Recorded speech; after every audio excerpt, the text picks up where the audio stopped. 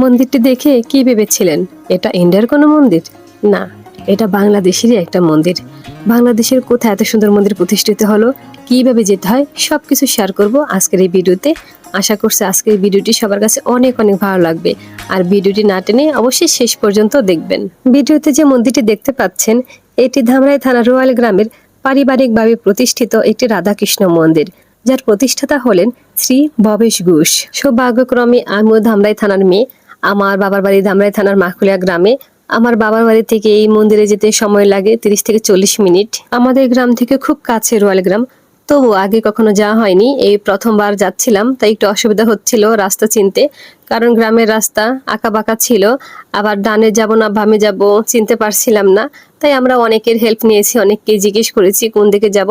যারা এই মন্দিরে আসতে চান তাদের সুবিধার্থে বলে দিচ্ছি কিভাবে এই মন্দিরে আসবেন। ধামরাই হয়েও এই মন্দিরে আসা যায়, আবার সাভার হয়েও আসা যায়। ধামরাই হয়ে আসলে ডুলিপিটা বাস স্ট্যান্ডে নামতে হবে। ওখানে সবসময় সিএনজি, অটোরিকশা, রিক্সা পাওয়া যায়। তবে এই অটোরিকশা সিএনজিগুলো রয়্যাল গ্রামে যেতে চায় না, কারণ দূরত্ব একটু বেশি হয়ে যায়। সেজন্য আপনাকে এগুলো রিজার্ভ করে নিতে হবে একটু বেশি পেমেন্ট দিয়ে।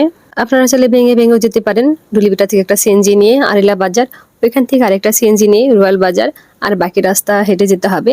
তবে ভয়ের কিছু নেই, বেশি রাস্তা হেঁটে যেতে হয় না, এই তো 4-5 মিনিট।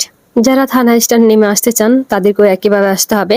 থানা স্ট্যান্ড নেমে সিএনজি নিয়ে নেবেন। সিএনজি যদি ডিরেক্ট রয়্যাল গ্রামে যায় তো ভালো, না হলে ভেঙে ভেঙে যেতে হবে। থানা স্ট্যান্ড থেকে একটা সিএনজি নিয়ে যাবেন আরিলা বাজারে, সেখান থেকে আরেকটা সিএনজি নিয়ে রয়্যাল বাজার, আর বাকি রাস্তা হেঁটে। যারা নিজস্ব গাড়ি নিয়ে আসতে চান আসতে পারেন, গাড়ি রাখার সুন্দর ব্যবস্থা আছে। রয়্যাল বাজারের পাশে অনেক বড় একটা স্কুলের মাঠ আছে, ওইখানে গাড়ি রাখা যায়। আমরাও ওইখানেই রেখেছিলাম, কোনো অসুবিধা হয়নি। অনেক কথা তো হলো, চলুন এবার মন্দিরের চারপাশটা ঘুরে ঘুরে দেখি। যদিও আমি অত ভালো ভিডিও করতে পারিনি, সেজন্য অনেক অনেক দুঃখিত। কারণ আমি যেদিন মন্দিরে গিয়েছিলাম ওই দিন অনেক লোকজন হয়েছিল, আর সবাই ছবি তোলা ভিডিও করা নিয়ে ব্যস্ত, মানে কার আগে কে ছবি তুলবে কে ভিডিও করবে।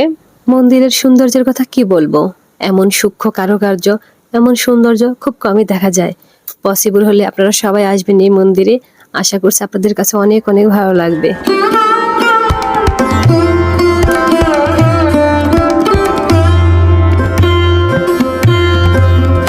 ইনি হলেন এই মন্দিরের প্রতিষ্ঠাতা শ্রী ভবেশ ঘোষ।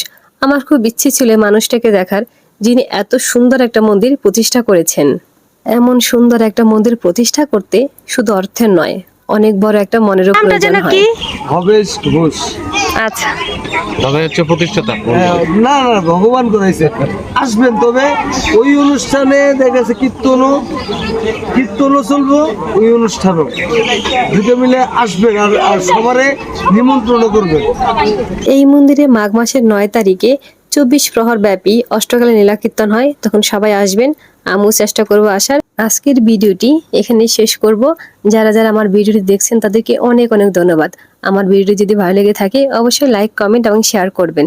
যারা এখনো আমার পেজটা লাইক ফলো দেননি, নিত্য নতুন ভিডিও পেতে আমার পেজটা এখনই লাইক ফলো দিয়ে রাখুন।